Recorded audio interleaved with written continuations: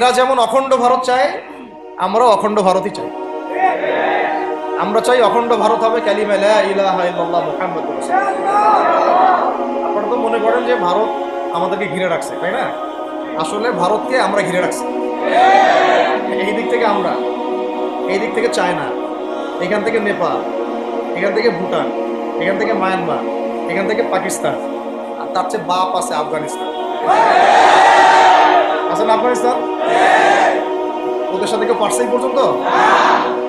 আফগানের ভাইরা নিজেদেরকে গড়ে নিচ্ছে, বুঝাচ্ছে। আলোচনা অনেক শুনছেন জীবনে, নামাজ, রোজা, হজ, যাকাতের আলোচনা শুনছেন আলহামদুলিল্লাহ। এখনো যদি আপনারা নামাজ, রোজা, হজ, যাকাত, তাসবিহ, তাহলিল, জিকির, আজগার, কোরআন তেলাওয়াত, আখলাক ঠিক করা, মুরব্বিদের পরামর্শ নিয়ে চলা, উলামায়ে কেরামের সাথে থাকা, এইগুলো যদি এখনো ঠিক না হয়ে থাকে, তাহলে ভাই আপনাদেরকে আমি একদিন